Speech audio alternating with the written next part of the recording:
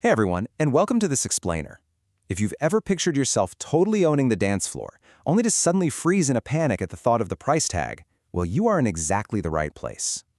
Today we're going to turn that financial anxiety into a totally empowered, practical budget.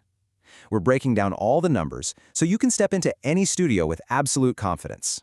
You know, there's a golden rule when picking up a new hobby, and our source material nails it.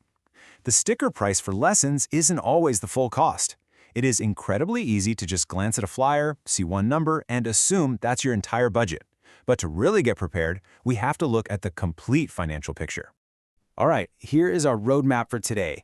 We'll look at pricing Chicago dance lessons, the base price brackets, what drives the cost, budgeting for common add-ons, calculating your monthly total, and finally, getting the best value. Okay, let's jump right into part one, pricing Chicago dance lessons and demystifying the market. So, pricing really comes down to a few core variables: the studio itself, the instructor's experience, the class format, and how often you're actually showing up. I mean, whether you are just a curious beginner wanting to try out salsa, or you're a couple prepping for a high-stakes wedding dance, knowing these variables up front is a total game changer for setting realistic expectations right from the start. Moving right along to part two, the base price brackets, looking at group versus private lessons. There's a pretty distinct jump here depending on what you go for. On the more affordable end, your standard group classes usually sit between $25 and $55 a person for a typical 45 to 75-minute session. If you scale that down to a smaller, semi-private setting, that bumps up to maybe $40 to $90. And if you're looking for that dedicated one-on-one private coaching, well, you're looking at about $60 to $120 an hour. So yeah, moving from a shared room to having an instructor all to yourself definitely changes the financial commitment. Which brings us to part three. What drives the cost? Going beyond that base rate. You might be wondering why the huge ranges. Well, it really boils down to 5 things. Demand for the specific dance style, the instructor's credentials, the level of the class, the location and studio overhead, and your session frequency.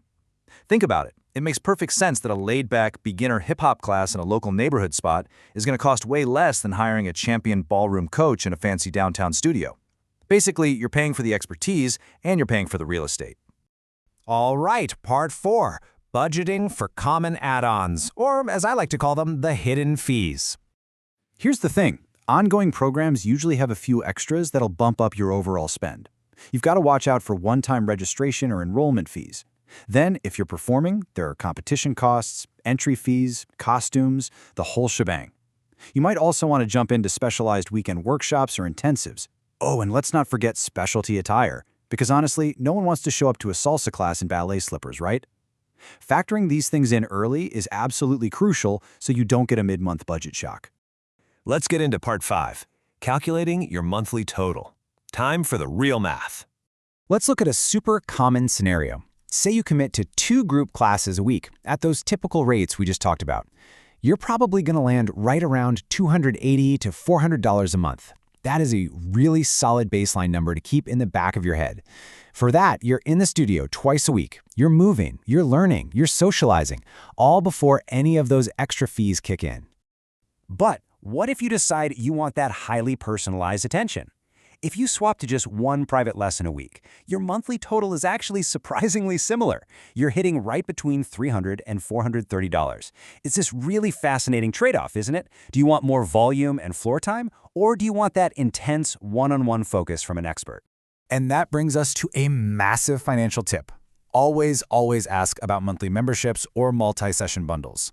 Paying standard per-class drop-in rates is almost always going to be your most expensive route. If you know you're going to stick with this for a few months, securing a membership or buying classes in bulk can seriously drop your effective hourly rate. Honestly, it's one of the smartest financial moves a dancer can make. Finally, part 6, getting the best value and your ultimate buyer's checklist. Treat this like your essential pre-contract workflow. First, always ask about trial classes or intro rates to test the waters.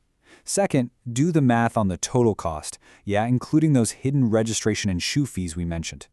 Third, make sure you clarify the cancellation and makeup policies. Seriously, a missed class without a makeup option is just money down the drain. And lastly, deliberately match the class format to what you actually want to achieve.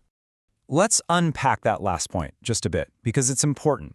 As you're making your final choice, remember this basic breakdown. Group classes are absolutely perfect for building a consistent habit and just getting comfortable out on the floor. Private lessons, on the other hand, are your fast track for mastering specific techniques. Aligning the format with your actual goals means every single dollar you spend is pushing you in the exact right direction. So, there you have it. You now have the complete financial blueprint to budget with absolute confidence. By understanding the base rates, anticipating the sneaky add-ons, and using that buyer's checklist, you are totally ready to step into any studio in Chicago. So leaving all that financial stress behind, what rhythm are you going to conquer first? Thanks for exploring this explainer with me, and happy dancing!